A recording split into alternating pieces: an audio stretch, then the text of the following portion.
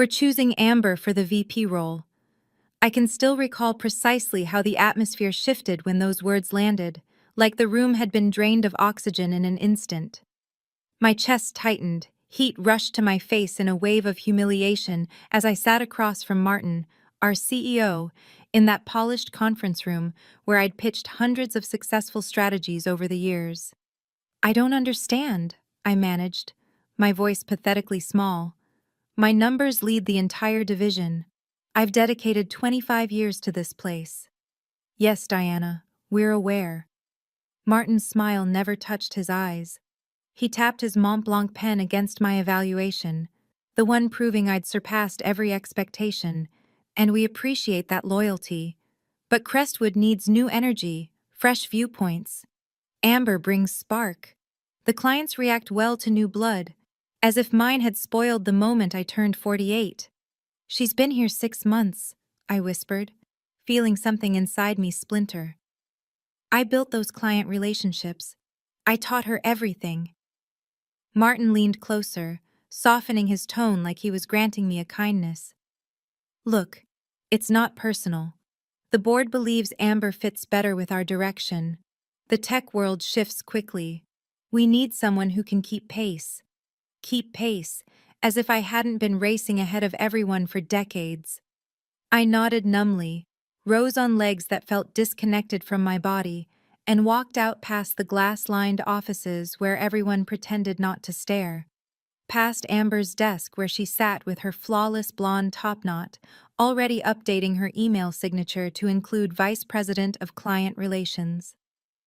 My title. My future.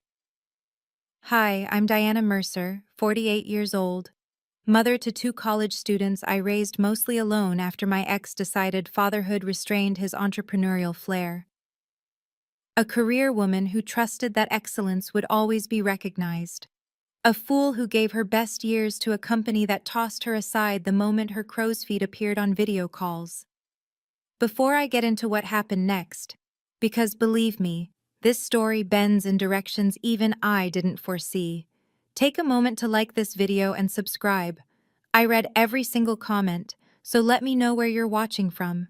I never imagined I'd reveal something this personal online, but after everything, I realized staying silent only shields the wrong people. Let me rewind a bit. Crestwood Technologies wasn't always the hollow place it became. When I started at 23, fresh out of college with a marketing degree and student loans suffocating me, it was a scrappy tech consulting startup with oversized ambition. 15 people squeezed into an office above a Chinese restaurant. The scent of Kung Pao chicken endlessly drifting through our vents. I was hired as an assistant account manager, but within 3 years, I was handling our biggest clients on my own. By 30, I was securing accounts that took us from a local operation to a regional force. By 40, the portfolio I managed brought in over $200 million annually. I got married somewhere in between, had kids, and got divorced when Tom decided his cycling instructor understood him better than his supposedly work-obsessed wife. Through all of it, Crestwood was my anchor, my identity, my stability. Martin stepped in as CEO 8 years ago when our founder retired. He arrived from a larger company with glossy presentations about innovation and youth culture. Overnight, our offices were remodeled with nap pods and cold brew taps. Our average employee age dropped by 10 years. I adjusted, learned TikTok, revamped my wardrobe, pushed harder, stayed longer, never objected when 20-somethings were elevated into newly invented roles with ambiguous responsibilities and bigger paychecks. "Play the long game," my friend Vivian would tell me over wine. "You know the clients, you own the relationships. They can't replace that." I believed her. Naive, right? When our VP of Client Relations announced his retirement, I thought my moment had finally come. I'd been doing half his work for years already. Clients requested me by name. My performance reviews were impeccable. Then came Amber Chen, 28, Stanford MBA, former college volleyball athlete with legs for days, and that effortless assurance of someone who's never heard the word no. Martin brought her on personally as a senior account strategist and began inviting her to leadership meetings within weeks. I trained her myself, introduced her to our highest value clients, handed over contacts I'd cultivated for years, walked her through our systems, our workflows, our shortcuts. Because I'm a team player, because I believed showing my leadership would finally prove I deserved that VP promotion. 6 months later, I was back in that conference room, while Martin detailed why I was too old for the job I had essentially been performing for years. That evening, I sat in my car in the parking garage for 2 hours, unable to drive home, unable to face my daughter, Emma, home from college for spring break, who'd already messaged, "Did you get it?" with excited emojis. I couldn't bear to tell her that her mother wasn't valued anymore, that all the missed birthdays and school plays I sacrificed for work had counted for nothing. Eventually, I drove home in a daze, told Emma I was battling a migraine, then locked myself in the bathroom and stared at my reflection, the lines around my mouth, the gray I touched up every 3 weeks, the slight softness beneath my chin that hadn't existed 5 years earlier. "Is this what failure looks like?" I whispered. The next morning, I put on my armor, my sharpest blazer, extra concealer, a smile that strained my cheeks, and walked into the office like nothing had happened. I congratulated Amber with words that tasted like ash. "I'm so excited to learn from you," she said, her eyes wide with what looked like sincere admiration. "You're literally a legend here." A legend. As if I already belonged in the company archives. The announcement email went out that afternoon. My phone exploded with messages from colleagues, mostly fellow veterans over 40, offering anger, sympathy, invitations for drinks soon. I replied with polite professionalism, gracious to the end. But something had irreversibly cracked inside me. A lifetime of following the rules, believing diligence would be rewarded, disintegrated like sand through my fingers. The next few weeks were a uniquely cruel kind of torture. Amber began reshaping the department. Overnight, my direct reports were reassigned. My corner office was suddenly required for a collaboration lounge, so I was moved to a desk in the open floor plan, wedged between two fresh grads who blasted EDM through their headphones loud enough that I could feel the bass. My job title stayed the same, but my duties shrank. I was excluded from strategy meetings. Clients I'd supported for 15 years were officially reassigned to younger account managers under Amber's oversight. "We want to ensure our clients have continuity if you choose to retire," Martin explained when I confronted him, as if being 48 meant I was one shuffle away from assisted living. I started having panic attacks in the shower every morning, dropped 10 pounds I couldn't spare, began browsing job postings late at night, only to find that equivalent roles at other firms used coded language like energetic digital native and startup mindset. My son Zach, calling from his sophomore year at UCLA, immediately sensed something off. "Mom, you sound different. Are you okay?" "Just tired, sweetheart," I lied. "Big project at work." The truth was, I had almost nothing left to do at work. I'd been sidelined so thoroughly it felt like I'd already been fired, just without the severance check. I started calculating how long my savings would last if I quit, how I'd justify the gap on my resume, whether I could cover both kids' tuition without my paycheck. Then came the Williams account crisis. Williams Aerospace was our largest client, a $50 million annual contract representing nearly 20% of Crestwood's revenue. I'd personally managed their account for 17 years, through 3 different CEOs on their side. Their current CEO, Robert Williams, the founder's son, had been a rising executive when I first started working with them. We'd built our careers in tandem. Amber had been particularly eager to seize the Williams account. In meetings, she kept calling Robert Bob, even though everyone knew he hated the nickname, and went on about modernizing their approach.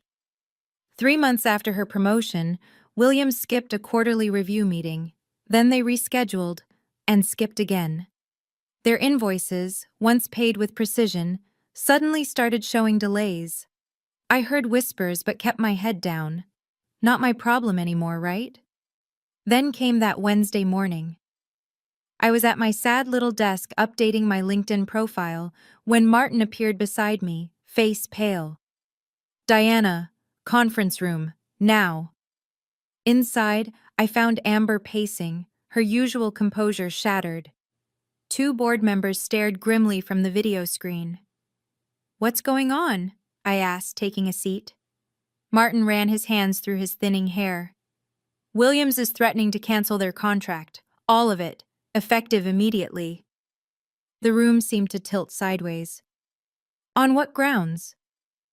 "They claim we've been unresponsive to their needs, that our new strategies don't align with their culture." Martin wouldn't meet my eyes.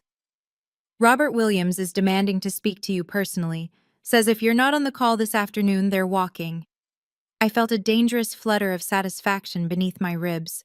"Me? But I'm not on the account anymore." "This isn't funny, Diana," Amber snapped, voice higher than usual. "We could lose everything. You need to fix this. Fix this."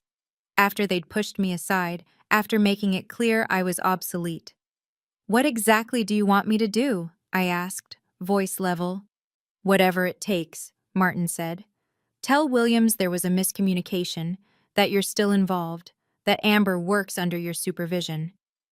I let his words hang, feeling their weight, their desperation. "That would be lying," I finally said. The room went silent. One board member leaned to the camera. "Ms. Mercer, I understand you must feel overlooked given recent changes, but surely you care about the company's survival." Did I, though? That question spun in my mind as I realized I now held the power I'd been told I no longer deserved. "I need to think," I said, standing. "And I'll need to review the Williams file before I can help." "Of course," Martin said quickly. "Anything you need. Amber will restore your access." I walked out, feeling their eyes on my back. For the first time in months, I stood straight. In the bathroom, I locked myself in a stall and pressed my forehead against the cool metal door. My heart raced, not with anxiety, but with possibility, with the dizzying awareness that I'd been handed leverage I never expected to have. Robert Williams hadn't contacted me by accident. We'd had dinner just last month, a catch-up between old friends I hadn't mentioned at Crestwood. He'd asked pointed questions about my career, noticed I seemed less enthusiastic than usual. I'd been vague, protective of my professional image. He must have connected the dots when Amber started handling his account. My phone buzzed with a text from Martin. "Meeting with Williams set for 3 p.m. Please be prepared." I closed my eyes and allowed myself, just for a moment, to imagine options I'd never considered before. The loyalty that had defined my career suddenly felt like chains I could shrug off. By the time I walked back to my desk, a decision had crystallized, one that would either secure my future or burn everything to the ground. Either way, I wouldn't be anyone's legend anymore. I'd be their reckoning. I pulled up my personal email and began composing a message to Robert Williams. My fingers didn't shake at all. "Robert, we need to talk before the 3 p.m. call. There are things you should know." Robert responded within minutes. "Diana, expected to hear from you. Call my private line ASAP."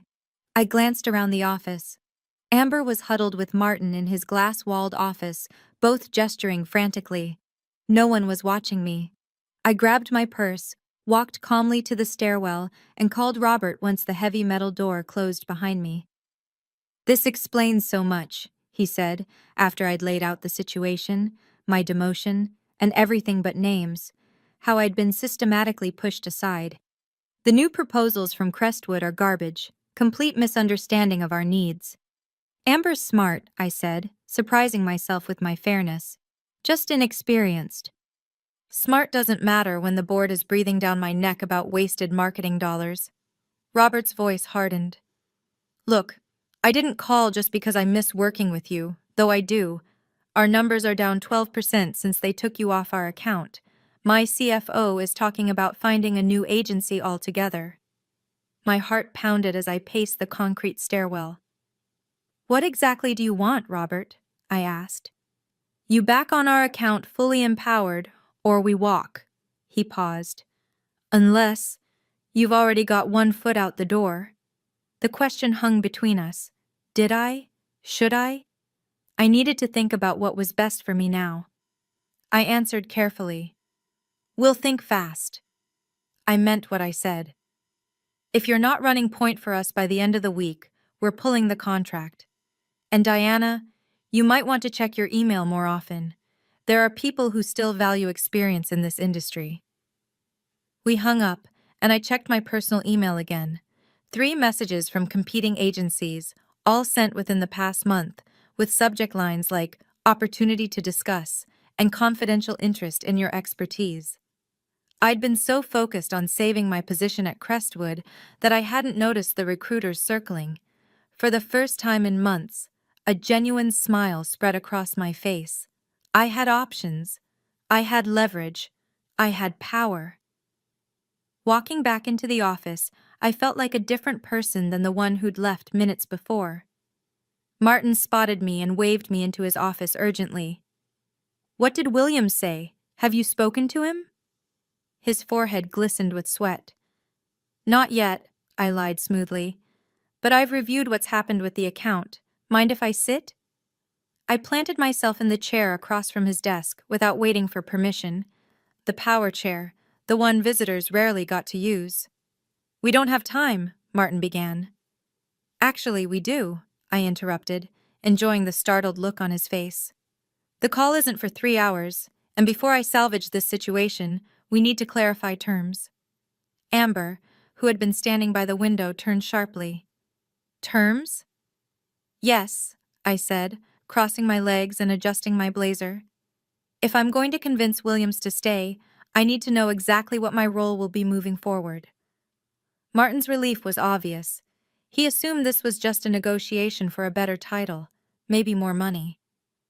Of course, Diana, we value your contribution. Stop, I held up a hand. Let's not pretend. 6 months ago, I was too old, too outdated for leadership. Now you need my relationships to save the company. Here's what's going to happen. I laid out my demands. Full reinstatement as lead on the Williams account, a senior VP title above Amber, and a compensation package reflecting my true value. Martin and Amber exchanged glances. We'd need board approval for some of this, he hedged. Then get it before the call, I said, standing. I'm going home to prepare. I'll be back at 2:30. You can't just leave, Amber protested. Watch me, I said, walking out under their stunned gazes. At home, I kicked off my heels and made a proper lunch for the first time in years. No sad desk salad today. While eating, I reviewed the recruiting emails carefully. Phoenix Marketing Group wanted to discuss a senior director position. Meridian Consultants mentioned bringing your client portfolio. The third, from Ellis Warner, was the most intriguing. They were opening a new division for legacy clients and wanted someone with established aerospace sector relationships. I picked up my phone and called Vivian. It's me. Remember that scenario we discussed over wine last month? I need your legal expertise. How enforceable is my non-compete? Really? Vivian, my oldest friend and a ruthless corporate attorney, laughed. Depends how badly you want to burn the bridge, honey.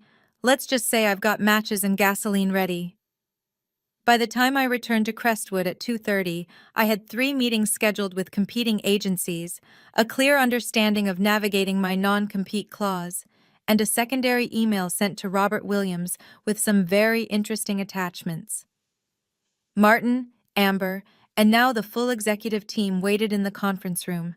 A contract sat at my place, the promised promotion and raises already signed by the board chairman.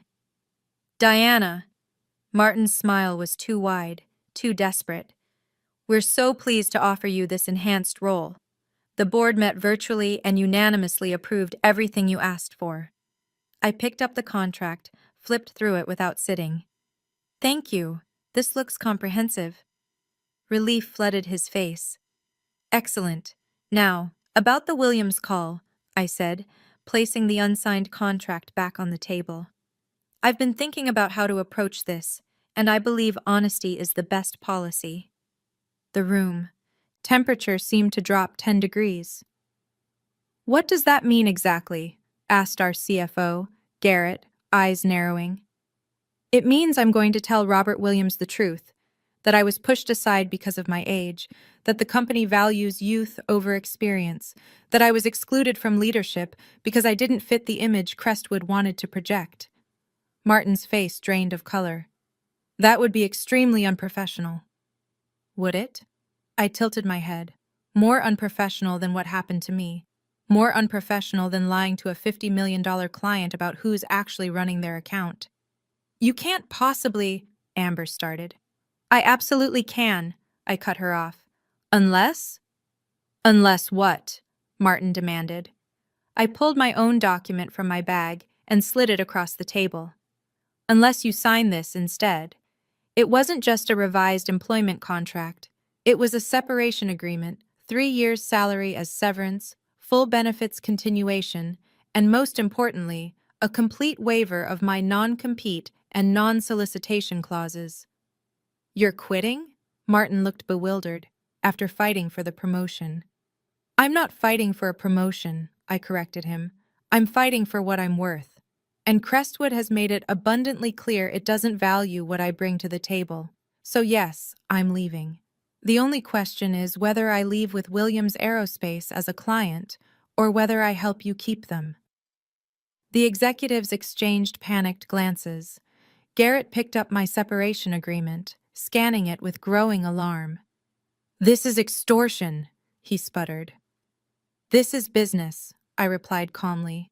You taught me that loyalty means nothing. Consider this my final lesson learned. The Williams call was scheduled to begin in 7 minutes. I could practically hear the executives' minds racing, calculating the cost of my severance against the loss of their biggest client. We can discuss a counteroffer, Martin began. No counteroffers, I interrupted. Sign or I tell Robert everything. Diana!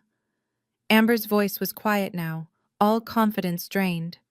I checked my watch. 5 minutes. Martin grabbed the agreement, scrolled his signature with a shaking hand, and shoved it toward the CFO, who did the same. One by one, the executives signed, faces a mix of fury and defeat. I took the document, verified all signatures, and tucked it safely away. Thank you for your prompt decision. Then I sat at the conference table and dialed Robert Williams on speaker just as the clock hit 3 o'clock. Robert, it's Diana Mercer. I have the Crestwood executive team here with me. Diana, his voice boomed through the speaker. Good to hear your voice. I was beginning to think they were holding you hostage. I smiled at the executives' uncomfortable faces. Not at all. In fact, we've been having a productive conversation about the future of the Williams account. For the next hour, I walked Robert through a transition plan, one where I would personally oversee his account for 3 months to ensure continuity before Amber took over completely. I praised Amber's strategic thinking while emphasizing the need for her to better understand William's specific needs. I was the consummate professional. By the end of the call, Robert had agreed to stay with Crestwood for now, with quarterly reviews and the understanding that I would remain available for consultation even after the transition. When the call ended, the room sat in stunned silence. You saved the account, Martin finally said. After everything, you still saved it. I honored my commitments, I corrected him. Something this company should try sometime. I gathered my things and stood. My resignation is effective immediately. I'll have my personal items out by end of day. HR can mail my final check. Where are you going? Amber asked, her voice small. I paused at the door. To a company that understands experience isn't a liability. It's a competitive advantage. 3 months later, I sat in my new corner office at Ellis Warner, where I had been hired as executive vice president of their newly formed legacy client division. My salary was 40% higher than my peak earnings at Crestwood. My team was diverse in every way, including age. My phone buzzed with a text from Robert Williams. Contract's up for renewal next month. Crestwood's latest proposal is underwhelming. Free for lunch Thursday? I smiled as I typed back. Always time for you, Robert. The official ethics policy at Ellis Warner prohibited poaching clients from former employers for 12 months after hiring. But nothing prevented clients from following a trusted advisor on their own, especially when that advisor had legally exited her non-compete clause. My assistant knocked on my door. Your daughter's on line 1, I picked up. Emma, how's the internship going? Amazing, she gushed. Mom, my supervisor says I have a real shot at a permanent position after graduation. That's wonderful, honey. It's because of you, she said, her voice softening. Watching you stand up for yourself, start over. It taught me so much. I blinked back unexpected tears. Everything I did was for you and Zach. I know, but you also did it for yourself. That's the part I needed to see. After we hung up, I walked to my window overlooking the same city where I had spent 25 years building someone else's dream. Now, finally, I was building my own. My phone buzzed again. A news alert. Crestwood Technologies had announced a restructuring after losing 3 major accounts. Their stock had dropped 17% on the news. The article mentioned that Martin had stepped down as CEO. I didn't feel the vicious satisfaction I expected, just a quiet certainty that justice sometimes arrives on its own schedule. The following week, Amber Chen sent me a LinkedIn request with a message. I learned more from watching you leave than I did in all our time working together. If you ever have an opening on your team, I'd love to talk. I considered it a long moment before accepting her connection, not her implied request. She still had lessons to learn, but the acknowledgement of what had happened. Because the truth is, revenge wasn't about destroying Crestwood or hurting Amber or Martin. It wasn't even about the money, though the financial security was sweet vindication. Real revenge was finding my worth outside the company that discarded me. It was discovering that the relationships I'd built were mine, not theirs. It was walking away on my terms, head high, future secure. At 48, I wasn't too old. I was just getting started. And that, my friends, is the most satisfying revenge of all.